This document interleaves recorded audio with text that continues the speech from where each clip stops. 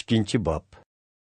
Yahya payg'ambar tug'ilgan kunlarda Rim imperatori Avgustus Rim imperiyasiga barliq xalqqa nopus tizimlash buyrug'i tushirdi. Tunji qitimliq bu nopus tizimlash Kiriyening Suriya o'lkasiga vali bo'lib turgan vaqtida elib berilgan edi. Tushirilgan buyruq bo'yicha hamma odam nopusga tizimlanish uchun o'z yurtlariga qaytishdi. Shuning bilan Podsho Davudning avlodidan bo'lgan Yusufmu Jaliliya o'lkasidagi Nosira shahridan ayrilib, Yahudiya o'lkasidagi Podsho Davudning yurti Baytlahem yesiga ketdi. U bo'lgusi ayoli Maryamni tizimlanishga birga elib bordi. Maryam bo'lsa homildor edi. Ular Baytlahem yesida turgan vaqtida Maryamning oy kuni to'shib qoldi. Biroq saraylarda ularga uy chiqmag'ashqa, bir otxonada turishga majbur bo'ldi. Maryam shu yerda tunji o'g'lini tug'ib, zaklab, otning o'qirga yotqizdi. Baytlahem yesining sahrolarida ba'zi podishlar daloda tunab, podlarga qaraytdi. Shu kuni ularga Xudoning bir farishtasi ko'rinib, Xudoning parlaq nuri ularning atrofini yo'rtibdi. Ular intayin qo'rqib ketdi.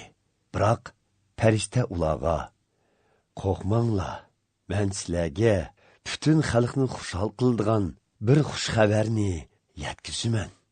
Bugun Podsho Davudning yurti Baytlahem yesida Rabbinglar bo'lgan qutqizg'uchi Masih dunyoga keldi.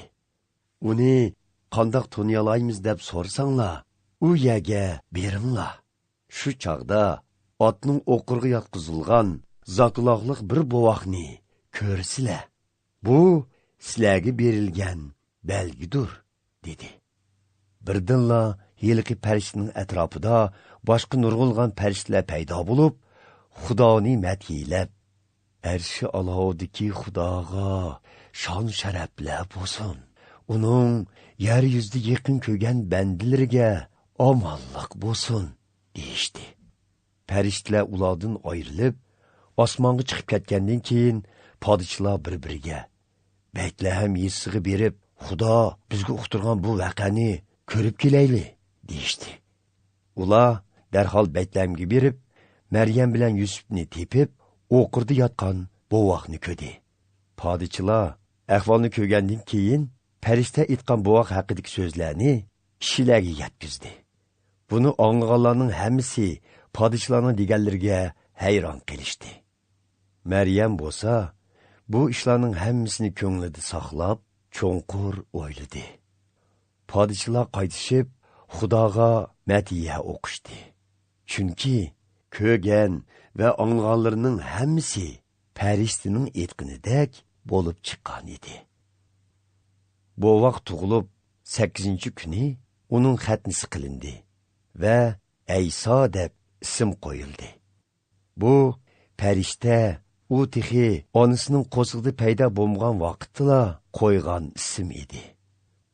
Maryamning 40 to'shqanda Xudoning Musa payg'ambarga bergan amridiki, tunji o'g'il Xudoga mansub degan belgilimga asosan Yusuf bilan Maryam bolini markaziy ibodatxonada Xudoga atash uchun Yerusalimga elib bordi.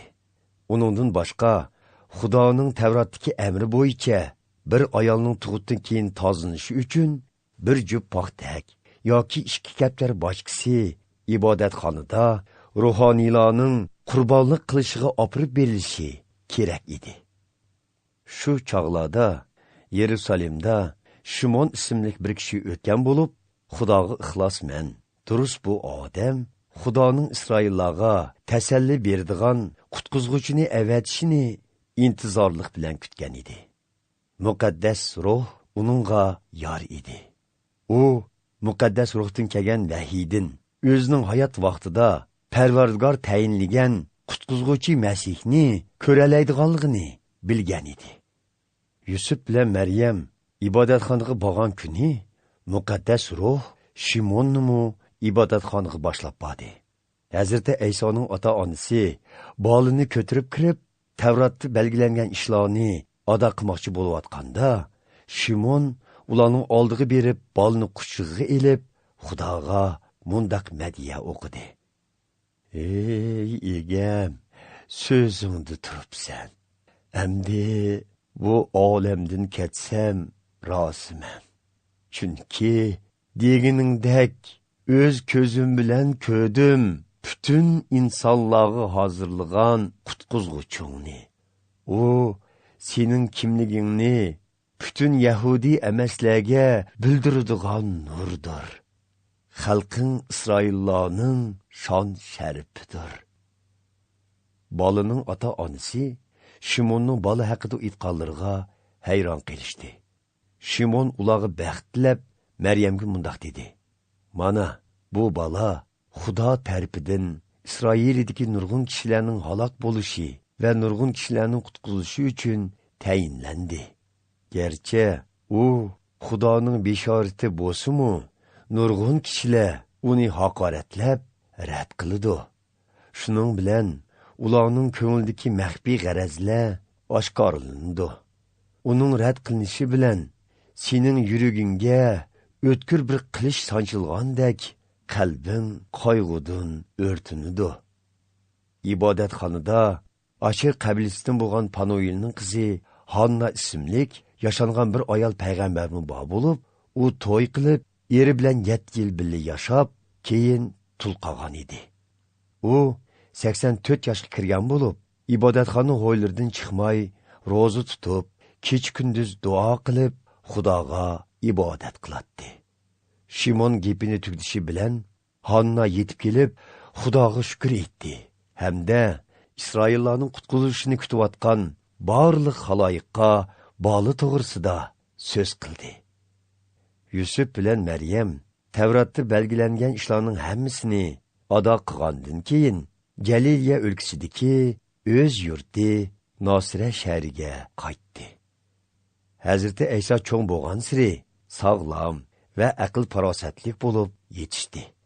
Xudoning mehr shafqatimi uningga yor bo'lib keldi.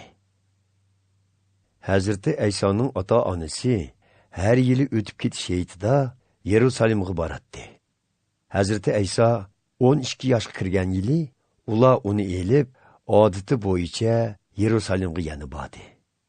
Heyt tugagandan keyin ota-onasi uyiga qarab yo'l oldi. Hazrati Ayso bo'lsa Yerusalimda qoldi. Bu ishdan ota-onasining xabari yo'q edi. Chunki ular Hazrati Aysoni hamrohlari bilan birga kelyotdi deb o'ylagan edi. Bir kun yo'l yurgandan keyin ular tuqqan birodarlari orasidan uni izlashga boshladi. İzdab topamagandan keyin kayniga yenib Yerusalimga berib izladi.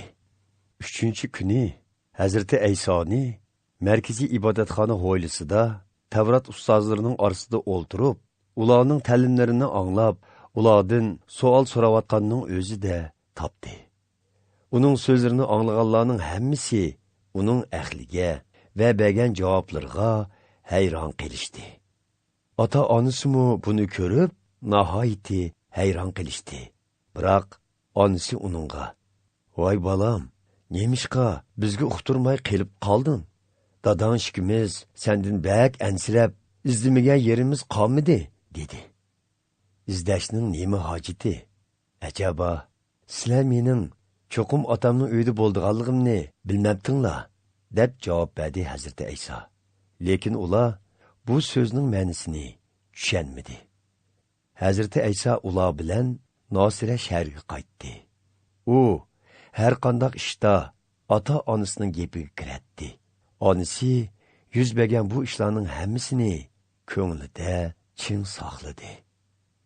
Shunda qilib Hazrati Aysoning bo'y turqi va aql farosati yetilib, Xudoning va kishilarning zo'qini keltiradigan bo'ldi.